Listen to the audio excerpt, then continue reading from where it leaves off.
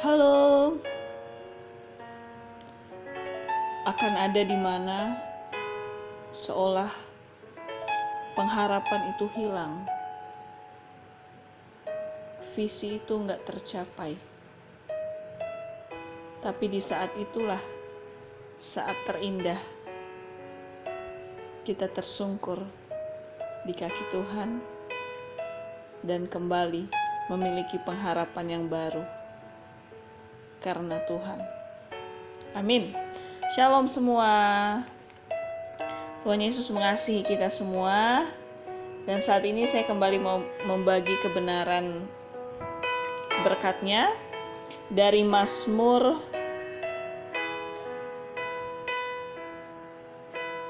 19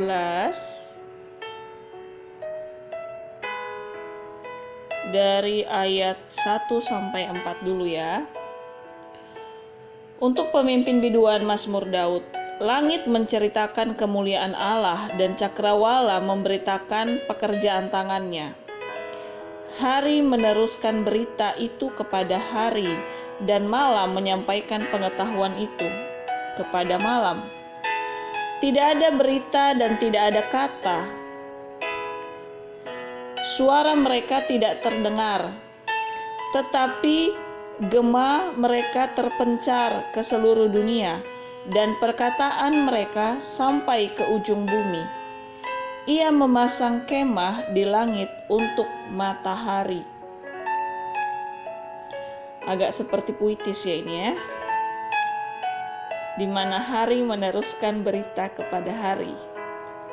Jadi di sini dibukakan pengertian, ketika kita bersaksi atau menceritakan tentang Tuhan atau kebaikan-Nya, biarlah yang kita ceritakan itu tentang kebesaran Tuhan dalam hidup kita, bukan tentang diri kita yang telah berhasil atau berkemenangan dalam sesuatu hal.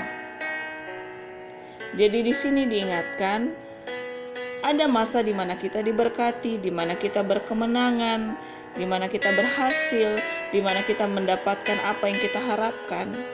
Tapi pada titik ternyaman itu pun, tetap kita harus sadar, itu karena kemurahan Tuhan. Karena bisa juga kita berusaha tapi nggak tercapai. Tapi ketika pun itu tercapai, itu karena Tuhan izinkan dan Tuhan tahu itu yang terbaik buat kita. Dan Tuhan yang memberikan kita kekuatan untuk dapat berhasil atas sesuatu hal itu.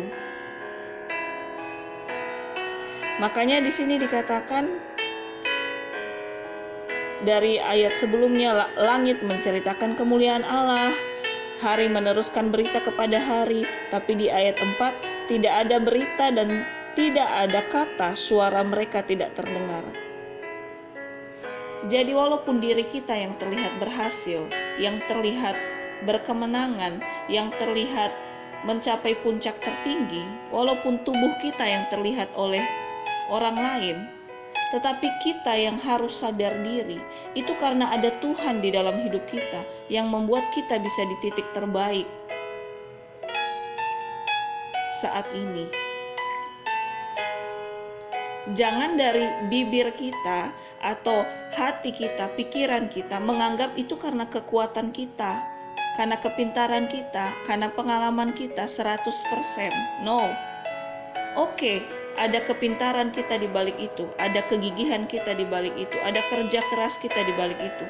Tapi itu pun Tuhan yang kasih kekuatan. Buktinya apa? Buktinya kita nggak bisa menambah satu nafas pun dari nafas kita untuk lebih panjang. Kita nggak bisa menambah satu hari pun dari umur kita untuk lebih panjang. Semua dalam kendali Tuhan kan? Emang ada orang yang bisa menentukan kapan dia meninggal? Atau kapan dia dipanggil Tuhan? Gak ada kan? Jadi itulah alasan ketika kita pun di posisi terbaik, di posisi yang sangat dielu-elukan oleh banyak orang, saking kita berhasilnya, tetap ingatkan hati, pikiran, roh kita, tubuh kita, kalau itu karena Tuhan.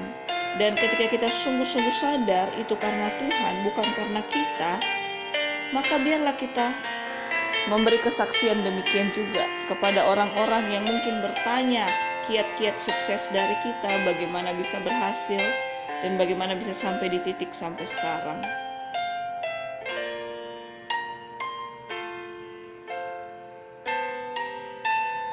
Kerinduan Tuhan untuk kita tetap di dalam keberhasilan, di dalam lingkaran berkat-Nya, di dalam lingkaran kemenangan. Karena kalau diibaratkan, orang tua mana sih yang gak bangga kalau anaknya sukses dan berhasil? Begitu juga Tuhan. Tuhan sangat bangga ketika kita sukses dan berhasil. Tapi orang tua mana juga yang gak sedih kalau ketika anaknya sukses dia lupa orang tuanya. Dia gak ingat orang tuanya, dia gak anggap orang tuanya. Karena menurutnya sekolahnya lebih tinggi dari orang tuanya, gajinya lebih tinggi dari orang tuanya, pengalamannya lebih milenial, lebih up to date dari orang tuanya yang udah mungkin gak bisa otak-atik HP, malah saking terbelakangnya bisa saja. Jadi ayo kita jangan buat sedih Tuhan dalam hidup kita. Tuhan gak pernah berikan kita kesedihan. Dia berikan kita kemenangan, pengharapan yang baru, keberhasilan. Ketika kita jatuh pun Dia akan angkat kita kembali, bangkitkan kita kembali. Jadi ketika kita di titik tertinggi, di titik keberhasilan, ayo sama-sama kita jangan lupa diri, jangan lupa Tuhan. Karena Tuhanlah dalam hidup kita sumber segala sumber. Dia yang menentukan batas hidup kita, Dia juga yang menentukan apa yang terbaik untuk kita raih. Benar kita harus berjuang, benar kita harus asah otak kita. Tapi kita pun mampu untuk berjuang, mampu untuk mengasah otak. Itu karena kekuatan dari Bapa, kesehatan, kekuatan dari Bapa. Kita pun pintar, kita pun banyak pengalaman. Kalau kita nggak sehat, ya nggak dapat juga, nggak bisa maksimal juga.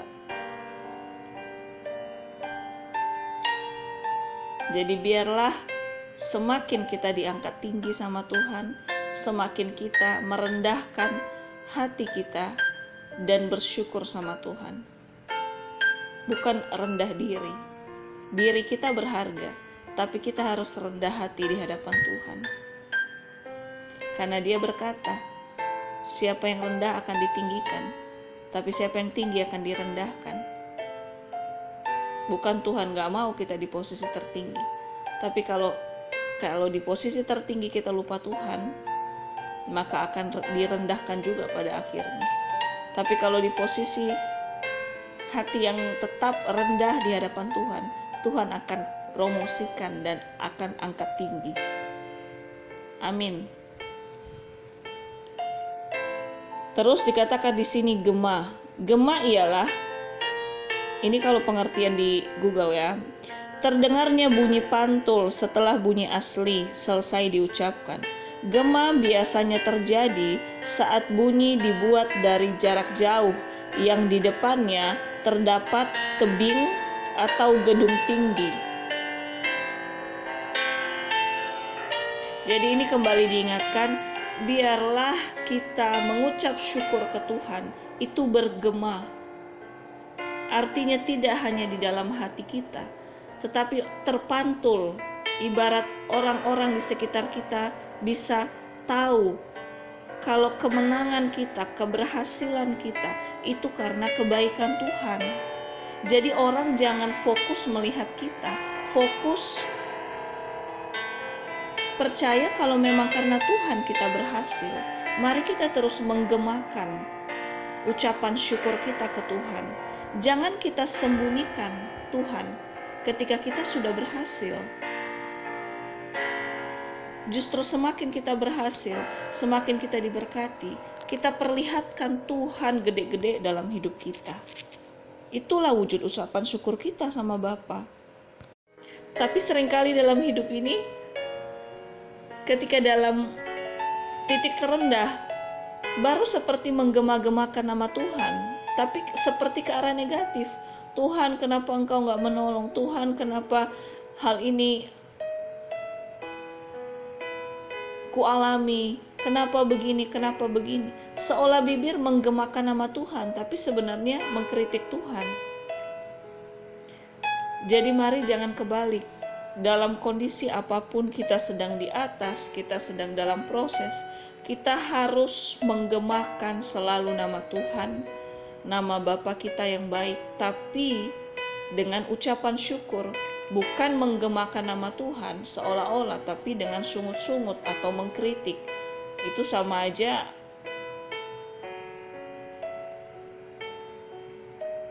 menipu di hadapan Tuhan, hanya supaya mencari belas kasih orang.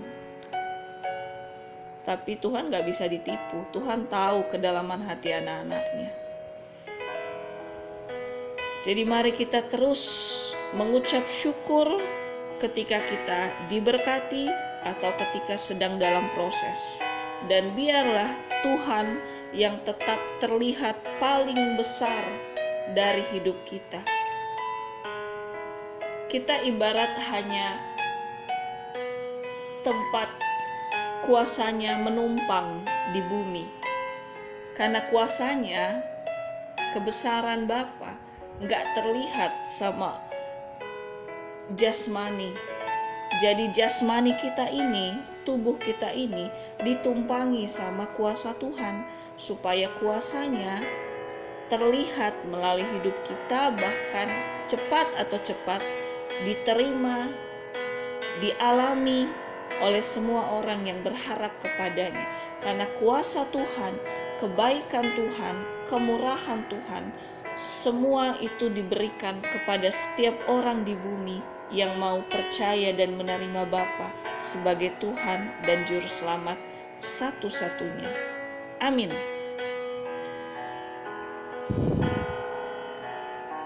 Terus di ayat yang kelima tadi dikatakan, Ia memasang kemah di langit untuk matahari. Ini nanti ada dua pengertian, tapi pengertian awal yang saya dapat, itulah salah satu upah yang kita dapat. Di sini maksudnya kemah di langit, itu rumah kita nanti di surga. Setiap orang Tuhan persiapkan rumah masing-masing di surga. Terus untuk matahari, itu diibaratkan untuk kita, anak-anaknya, yang terus memancarkan prinsip kebenaran dan kasih-Nya Tuhan. Jadi kembali lagi, kita hanya perwakilan Tuhan di dunia ini dalam wujud jasmani. Tuhanlah yang membuat kita terlihat berharga karena ada Tuhan di hidup kita. Jadi diibaratkan kita matahari, kita anak-anak, kita manusia yang punya cahaya, yang punya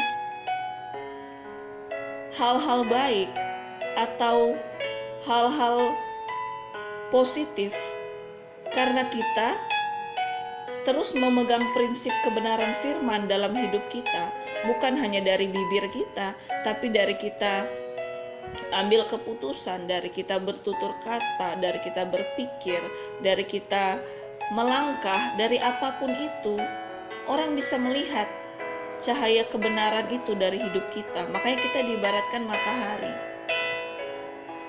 Kembali lagi, itu gak bisa dengan kekuatan kita sendiri, gak bisa. Tapi kalau kita tetap melekat sama Bapa, sama Tuhan, pasti terpancarlah sifatnya Tuhan dalam hati kita, terpancar untuk sekitar kita, pelan tapi pasti. Dan upahnya adalah semakin kita menjadi anak-anak yang memancarkan kasih kebenaran Tuhan, Tuhan siapkan kemah kita di langit. Kelak ketika kita dipanggil, di surga kita juga punya rumah. Amin. Terus ini di pengertian kedua, tetap yang ayat 5b, ia memasang kemah di langit untuk matahari.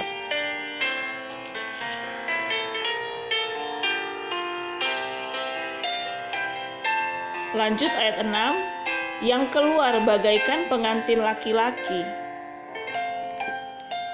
yang keluar dari kamarnya, girang bagaikan pahlawan yang hendak melakukan perjalanannya.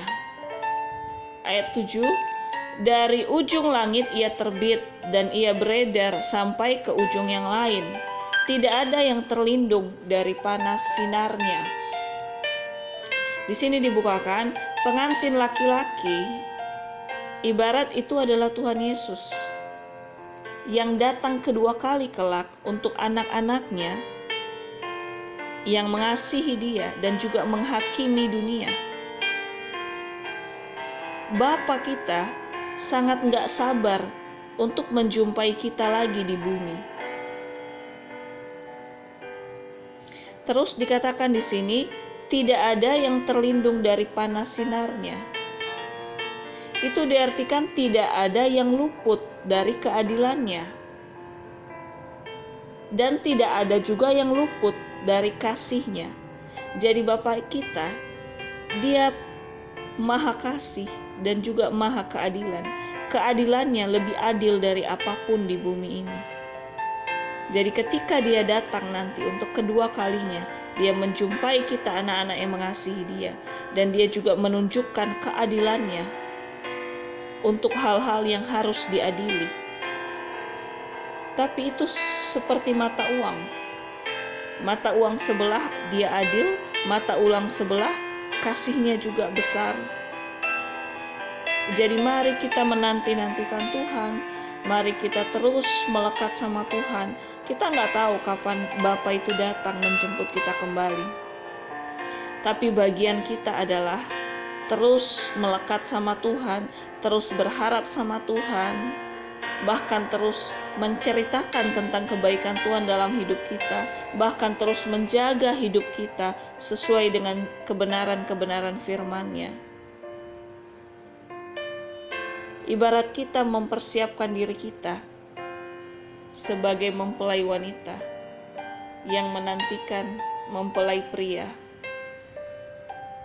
Jadi kita menjaga hidup kita, kita membuat wangi karakter kita, kita menjaga semua dari A sampai Z, hal-hal apa yang disukai Tuhan, dan kita jauhi atau hindari hal-hal apa yang Tuhan gak suka. Jadi ketika Tuhan datang kedua kali, mempelai pria kita datang, kita sambut dengan sukacita. Karena Bapa sangat ingin bertemu dengan kita. Ibarat mempelai pria sangat ingin bertemu dengan mempelai wanita. Dia menunggu kita siap. Dan hanya Tuhan yang tahu waktunya kapan Dia datang. Tapi untuk orang-orang yang harus pun diadili, marilah sebelum batas akhirnya, mari kita kembali ke Tuhan. Apapun kondisi kita kembali minta ampun dan melekat lagi ke Tuhan. Karena Tuhan penuh kasih untuk kita semua yang mau berbalik dan merendahkan hati kepada Bapa. Wow. Amin. Di Mazmur 19 ayat 8. Taurat Tuhan itu sempurna, menyegarkan jiwa. Peraturan Tuhan itu teguh, memberikan hikmat kepada orang yang tak berpengalaman. Ayat 9. Titah Tuhan itu tepat, menyukakan hati. Perintah Tuhan itu murni, membuat mata bercahaya.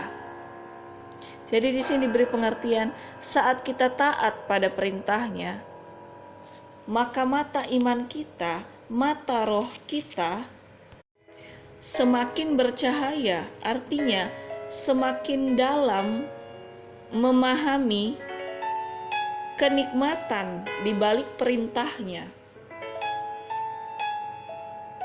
Karena di sini Tuhan bilang, perintahnya itu membuat mata bercahaya.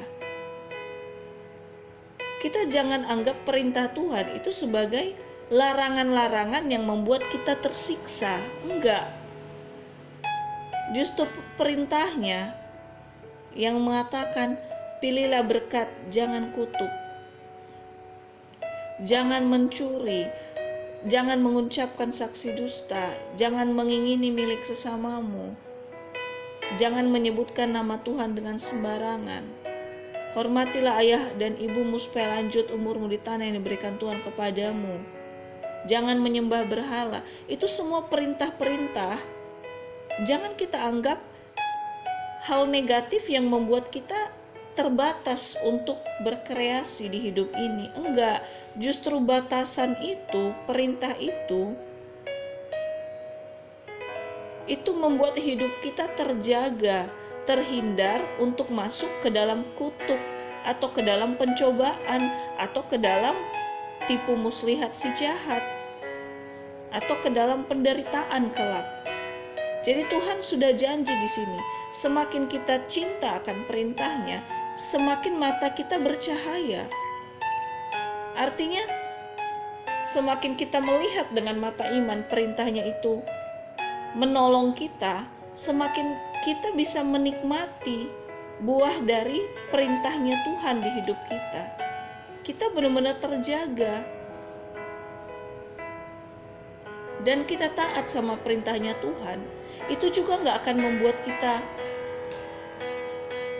dibenci sama orang. Kalau kita menjaga hidup kita, tidak mengingini milik orang lain, ya orang lain gak bakal benci kita dong. Justru kalau mengingini milik orang lain juga benci sama kita. Oke, ada di hal-hal misal jangan menyembah berhala. Mungkin di komunitas ada yang masih percaya kayak gitu. Mungkin kita agak tidak disukai, terlalu ekstrim. Ya udah gak apa-apa. Kita kan hidup bukan untuk dunia. Kita hidup bukan untuk orang-orang di sekitar kita. Bahkan kita hidup bukan untuk orang tua kita. Bukan untuk pasangan kita. No. Kalau kita hidup untuk orang di dunia, sama aja kita menyembah berhala. Tapi kita hidup, kita mempertahankan hidup kita baik, hidup kita taat sama perintah Tuhan, karena untuk Tuhan. Karena Tuhan udah mati untuk kita. Jadi kita juga harus bertahan hidup untuk Tuhan. Sesimpel itu. Dan benar-benar di sini Tuhan ingatkan perintahnya, firman-Nya itu menyegarkan jiwa. Jadi setiap ada yang merasa jiwanya sedang hancur, jiwanya sedang tertekan, jiwanya sedang gundah gulana, sedang galau, ayo kembali baca firman malah. Sekalipun agak-agak ngantuk, ya gak apa-apa. Sekarang untuk mendengar kebenaran firman kan bukan hanya dengan membaca Alkitab. Bisa dari renungan-renungan rohani, bisa dari kesaksian-kesaksian di YouTube atau di TV atau di radio. Terlalu banyak hal. Jadi kita harus memaksakan diri kita kembali lagi. Walaupun secara manusia pada umumnya kalau jiwanya lagi gak enak malah pelarian ke mall, ke karaoke, nonton film, atau curhat di medsos pribadi, media sosial, curhat-curhat galau sedih, atau cari orang yang kayak berpengalaman, yang kayak berhikmat untuk tolong kita. Tapi apa itu benar-benar bisa menolong? Bukan makin jadi bumerang, bukan makin jadi cibiran kelak. Biarlah ketika kita curhat, itu curhat tentang kebaikan Tuhan aja. Gak usah curhat tentang sesuatu yang gak ada jaminannya juga kalau itu akan membuat kita lebih baik atau membuat kita lebih semangat hidup lagi. Karena banyak orang-orang yang mungkin memiliki segalanya, bintang-bintang terkenal, pasti memiliki banyak teman, memiliki banyak kolega, gampang banget ke psikiater atau ke psikolog. Tapi kenapa bintang-bintang orang-orang kaya pada akhirnya kalau nggak overdosis bunuh diri? Karena itu sudah contoh. Mencari pertolongan sama dunia itu nggak menjamin jiwa kita itu sembuh. Bisa cari psikolog atau berobat, bisa. Tapi lebih daripada itu hanya Tuhan, penolong yang sesungguhnya, penolong yang sejati, yang lebih dari akal pikiran manusia, yang lebih dari ilmu pengetahuan apapun. Kita nggak usah lebay harus nunggu lihat Tuhan secara jasmani, enggak. Tuhan udah bilang di sini, Tauratnya, firman-Nya, janjinya itu menyegarkan jiwa. Jadi kita pasti sembuh jiwa kita apapun kondisinya. Kalau kita sungguh-sungguh mau memahami, mau meminum air hidup dari kebenaran firman-Nya. Mungkin gak langsung ekspres, tapi tetap ayo dengarkan kebenaran, tetap ayo baca tentang kebenaran, nikmati kebenarannya. Karena firman Tuhan itu ya dan amin, itu berkuasa untuk menyembuhkan jiwa, untuk benar-benar membangkitkan, memulihkan hati yang hancur. Bahkan di sini memberi hikmat kepada orang yang gak berpengalaman. Jadi bukan berarti orang yang pintar, orang yang punya akal budi harus S1, S2, S3 atau S-teler. Enggak. Takut akan Tuhan itu awal dari ilmu pengetahuan. Jadi semakin kita di dalam Tuhan, Tuhan gampang banget kasih kita akal budi, pengertian, pengetahuan, kepintaran, bahkan lebih daripada orang-orang yang punya banyak gelar. Bukan berarti kita gak punya keinginan untuk sekolah lebih tinggi, itu bagus. Itu wujud kita mengucap syukur atau membanggakan Tuhan melalui profesi atau tingkatan-tingkatan ilmu pengetahuan, itu bagus. Tapi di balik itu, kuasa Tuhan itu gak terbatas. Tuhan gak hanya memberkati atau memberikan kepintaran, akal budi sama orang-orang yang sekolahnya tinggi atau yang banyak kenalan-kenalan orang pintar. Enggak. Tuhan itu adil kok. Bagi siapa yang datang ke Dia, Dia akan kasih semua yang terbaik. Apalagi hanya sebatas ilmu pengetahuan atau akal budi, gampang banget Tuhan kasih. Jadi bagi kita yang mungkin terbatas dalam mengejar ilmu pengetahuan yang sangat tinggi, atau terbatas dalam koneksi dengan orang-orang yang pintar, kita gak usah merasa selamanya kita akan bodoh. No. Semakin kita terus di dalam Tuhan, selalu ada berkat-berkat Tuhan di dalamnya, termasuk akal budi, pengetahuan, hikmat, kepintaran. Bahkan hikmatnya Tuhan yang ada di hidup kita. Dan sekolah tertinggi apapun tidak bisa mengajari hikmatnya Tuhan. Tidak bisa mengajari mukjizat yang Tuhan berikan. Tidak bisa mengajari tentang kepandaian Tuhan. Tapi kita anak-anak yang terus mau melekat sama Dia, Tuhan bisa kasih kita itu. Seperti Bapa kasih warisan ke anaknya, Tuhan bisa kasih warisan kepintarannya, warisan akal budinya, warisan hikmatnya sama anak-anak yang mau melekat sama Dia. Jadi betapa kita bersyukur ketika kita terus melekat di dalam Tuhan. Amin. Ayat 10, takut akan Tuhan itu suci, tetap ada untuk selamanya. Hukum-hukum Tuhan itu benar, adil semuanya.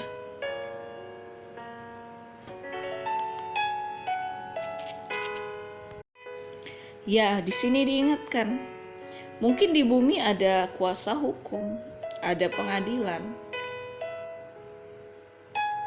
tapi tetap Tuhanlah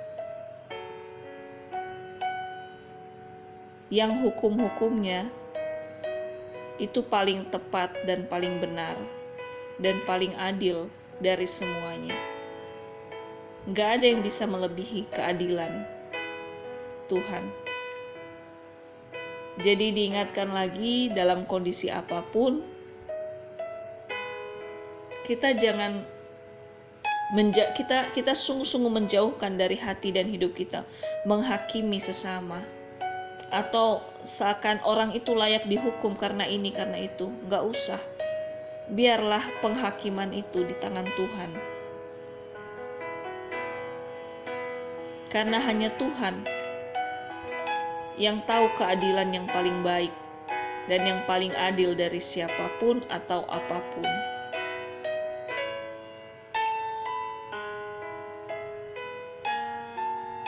Dan takut akan Tuhan yang membuat hati kita tetap dibersihkan selalu dari niat-niat ingin menghakimi atau menghukum sesama.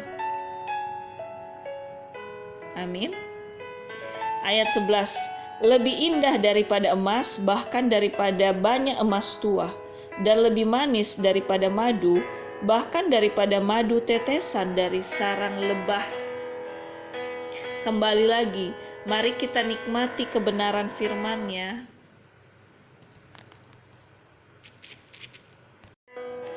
Jadi dari ayat 11 ini benar-benar Tuhan kasih garansi yang dunia gak bisa kasih. Apa sih emas yang paling berharga atau emas paling tua? Tuhan bilang,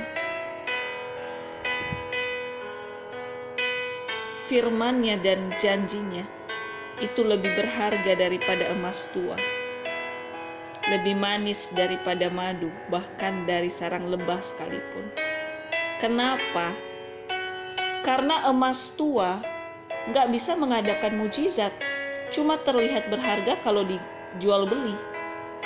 Madu gak bisa juga mengadakan mujizat, hanya terasa manis atau seperti seperti vitamin untuk tubuh. Terbatas. Semua apa yang termewah, terberharga di dunia ini, semahal apapun, fungsinya terbatas hanya untuk 1-2 fungsi aja. Emas tua ya berharga kalau dipakai, sama bernilai kalau dijual, itu doang. Apa emas tua bisa kasih kesembuhan?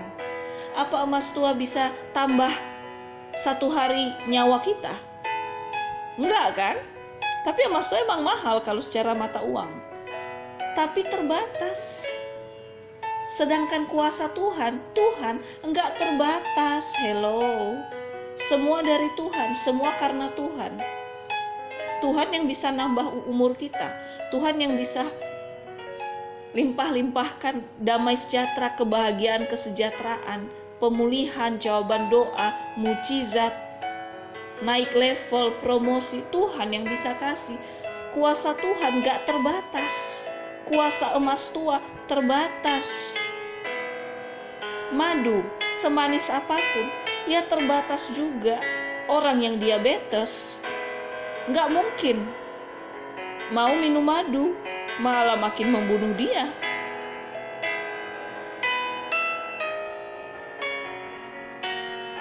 Tapi kuasa Tuhan, firman Tuhan, kebenaran Tuhan, semua bisa dinikmati oleh orang, dan itu tidak akan membunuh, menghidupkan, malah menghidupkan semangat yang patah, menghidupkan jiwa yang hancur, menghidupkan masa depan yang hancur,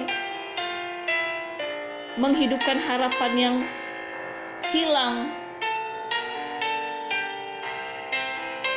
Wow. Jadi mari kita benar-benar sadar sesadar-sadar, nggak usah lebay pakai mata rohani, pakai mata logika aja pun masuk akal kok.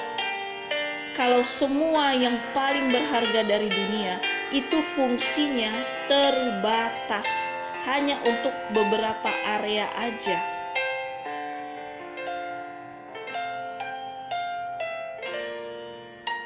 Tapi kalau Tuhan, kuasanya, kebenaran firman-Nya, kasih-Nya, itu bisa melakukan segala sesuatu apapun yang terbaik dan kita butuhkan. Dan lebih daripada itu, Dia menyegarkan kita selalu. Bapa selalu rindu menyegarkan kita selalu, memulihkan kita selalu, menghidupkan kita selalu. Wow, jadi betapa alasan kuat. Halo, kita semua makhluk di dunia. Jangan pernah berpegang pada apapun yang dari dunia, seberharga apapun, karena semuanya terbatas, bahkan hilang pada akhirnya ketika kita sudah nggak di bumi lagi, nggak ada juga nilainya di surga. Jadi jangan mau kita gila untuk menggali terus apa yang berharga yang dipandang dunia, karena itu terbatas dan cepat atau cepat akan jadi debu tanah juga.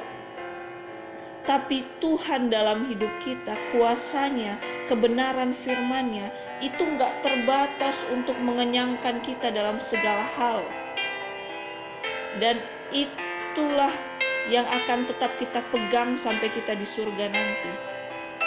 Hati yang terus merindukan Tuhan, itu terus kita bawa ketika di surga. Hanya hati yang seperti itu, akses itu yang membuat kita beraktivitas dengan benar di surga. Kita gak mungkin menyembah Tuhan di surga kalau hati kita gak menghormati Tuhan. Itu bohong namanya. Wow, Tuhan Yesus baik. Ayo kita pegang Tuhan semasih Tuhan kasih kesempatan. Jangan pegang apapun yang terlihat berharga, semewah apapun. Mobil Ferrari emang bisa kasih kesehatan? No. Tapi janji Tuhan bisa kasih semuanya. Amin.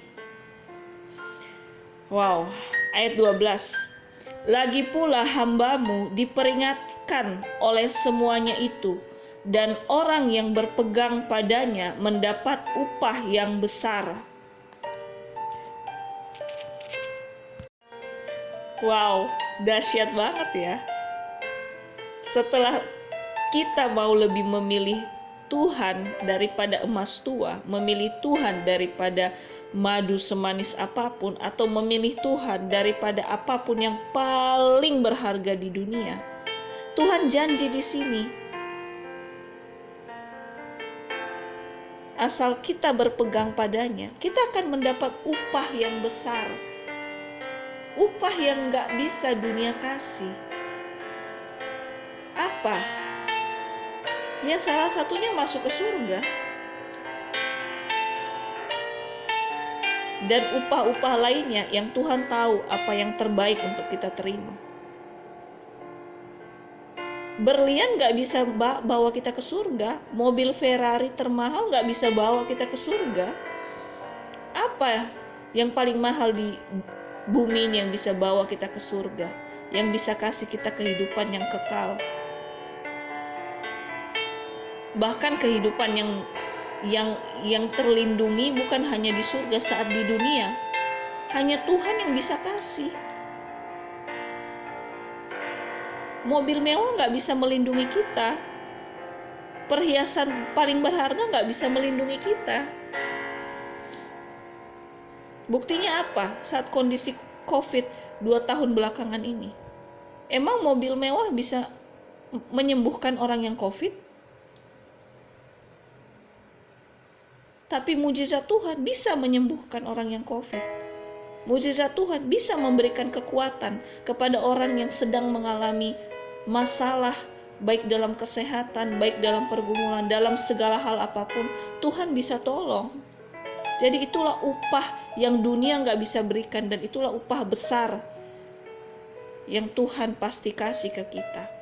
Bukan hanya nanti masuk surga, selama di dunia pun Tuhan selalu berikan upah-upah terbaik. Bukan karena kita anak upahan, no. Tapi karena kita berharga, Tuhan mau kasih semua yang terbaik untuk anak-anaknya yang terbaik. Amin. Ayat 13, siapakah yang dapat mengetahui kesesatan? Bebaskanlah aku dari apa yang tidak kusadari. Jadi di ayat ini diingatkan lagi, kalau di luar Tuhan, di luar hikmat dari Tuhan, di luar perlindungan Tuhan, kita bisa aja gak sadar kita dalam kondisi tersesat. Kita dalam kondisi yang salah. Kita dalam pengaruh pergaulan yang salah. Bisa aja kita anggap usaha itu menguntungkan pada awalnya. Tindakan itu baik pada awalnya. Pengaruh itu baik untuk kita ikuti. Padahal itu sebenarnya pada akhirnya menyesatkan. Dan kalau kita hanya mengandalkan diri kita pribadi atau orang-orang dunia juga, kacamata kita terbatas. Kita gak bisa melihat apa di balik tembok. Apalagi di balik hati orang-orang yang jahat. Apalagi di balik itu ada iblis. Kita gak bisa lihat dengan mata jasmani. Kita gak bisa andalkan kekuatan ilmu pengetahuan kita, gak selamanya. Terbatas. Tapi Tuhan ingatkan di sini, asal kita di dalam Tuhan, Tuhan pasti jagai kita sempurna. Sekalipun kita sempat kayak nabrak dinding, tapi Tuhan akan tolong kita kembali supaya gak sampai hancur kita setelah nabrak dinding kesalahan. Bahkan Tuhan kasih hikmat ke kita. Tuhan bisa bicara ke kita, bisa melalui hati kita, bisa melalui ketika kita mendengar kebenaran-kebenarannya, atau melalui orang-orang sekitar kita. Tuhan bisa bicara melalui itu untuk kita gak semakin jatuh di dalam kesalahan, penyesatan, atau apapun itu yang bukan dari Tuhan. Dan makanya tetap dalam doa kita, biarlah Tuhan Yesus tutup bungkus kita selalu oleh kuasa darahnya. Sehingga apapun yang ingin menyerang, percaya aja, gak akan ada yang bisa menembus kuasa Tuhan dalam hidup kita. Selama kita izinkan Tuhan berkuasa memagari kita, emang serangan itu tetap ada. Namanya kita di dunia disarangnya si jahat, sarangnya iblis.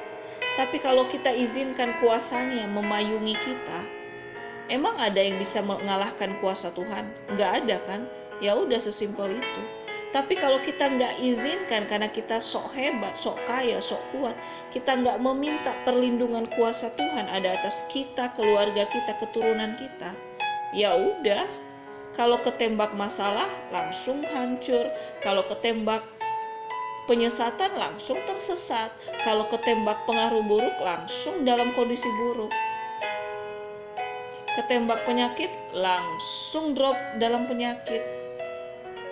Tapi kalau ada pun yang ingin menembak, kena atau enggak, kuasanya memberikan kita pertolongan, perlindungan, bahkan menyerang balik.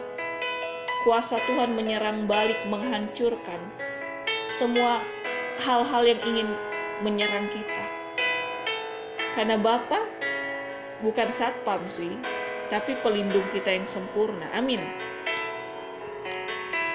Ayat 14, lindungilah hambamu juga terhadap orang yang kurang ajar. Janganlah mereka menguasai aku, maka aku menjadi tak bercela dan bebas dari pelanggaran besar. Ya, ini kelanjutannya.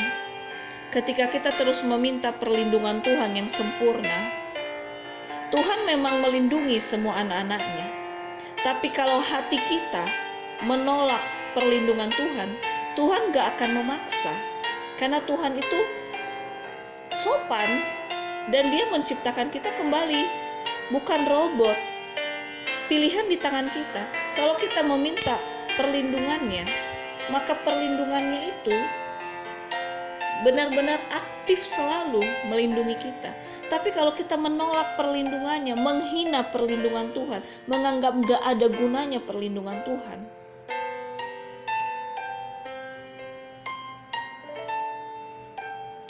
maka seperti di firman, apa yang kamu imani itulah yang terjadi, apa yang kamu yakini itulah yang terjadi.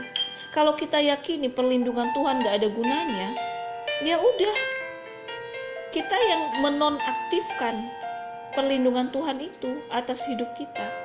Jadi kalau ada serangan apapun, ya gampang tepar kita, gampang kebohongi, gampang tersesat, gampang masuk dalam pencobaan, tipu muslihat, hal-hal buruk atau si iblis, si jahat.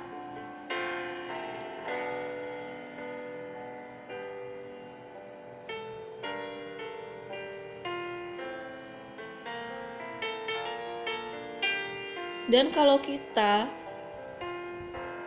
nggak izinkan perlindungan itu Tuhan sempurna untuk kita, maka setelah kita keserang oleh berbagai hal-hal buruk dari dunia, pengaruh-pengaruh buruk dari sekitar, akan banyak pelanggaran, dosa demi dosa yang akan kita buat pada akhirnya.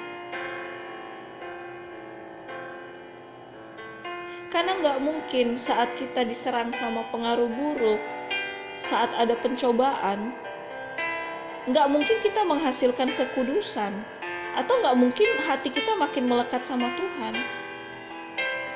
Yang ada pasti makin melakukan pelanggaran, makin terjebak untuk melakukan pelanggaran, untuk melakukan korupsi, penindasan, perampokan, penghinaan, semua sifat-sifat nggak baik lah, semua sifat-sifat yang nggak menyenangkan hati Tuhan, akhirnya makin kita lakukan, makin banyak kita lakukan, makin menumpuklah dosa kita.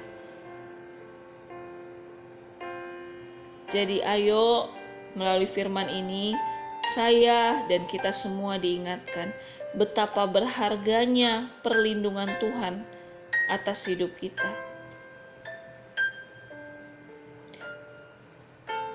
Anggap aja seperti pagar di rumah, akan lebih aman kan? Kalau rumah ada pagarnya dibanding gak ada pagarnya. Anggap aja seperti itu. Kalau kita masih gak percaya perlindungan itu apa sih? Emang perlindungan Tuhan nambah deposito? Emang perlindungan Tuhan naikin jabatan di kerjaan? Kadang kan logika main, tapi sekarang aku balas juga dengan logika. Lebih aman gak rumah pakai pagar atau tidak? Lebih aman gak rumah ada satpam atau tidak? Ya udah, itu aja contohnya.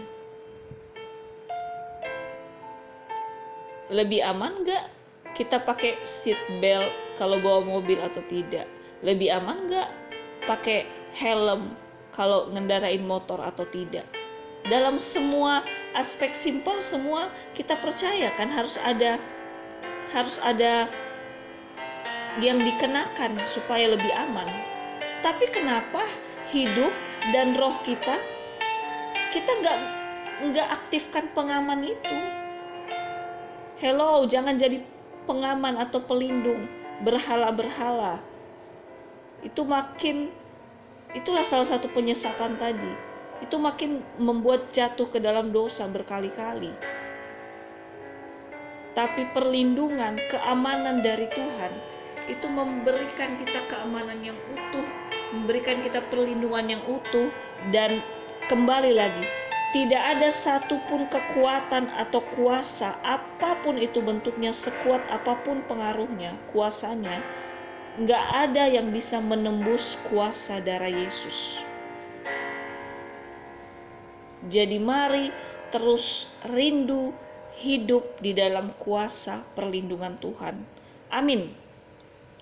Ayat 15, mudah-mudahan engkau berkenan akan ucapan mulutku dan renungan hatiku ya Tuhan, gunung batuku dan penebusku. Wow, haleluya.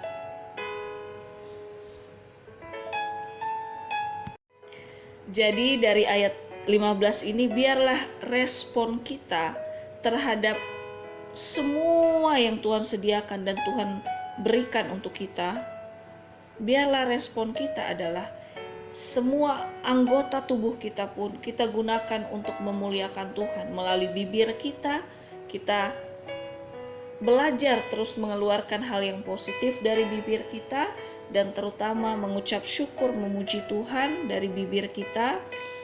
Terus melalui waktu kita, walaupun kita banyak kesibukan, tapi selalu sempatkan waktu untuk mendengar firman dan merenungkannya, sehingga kita mengerti kebenaran isi hati Tuhan untuk kita.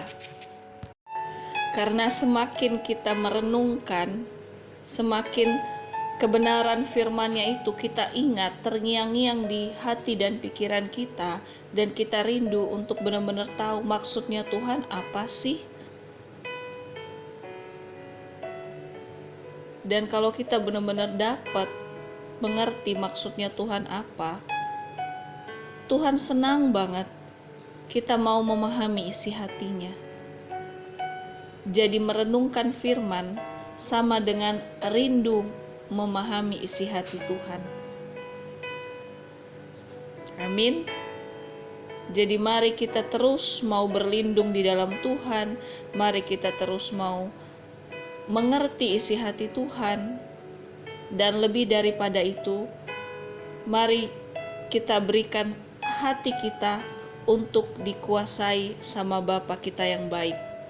Tetap semangat ya kita semua. Tuhan Yesus mengasihi setiap anak-anak yang mau bersandar kepadanya. Haleluya. Amin.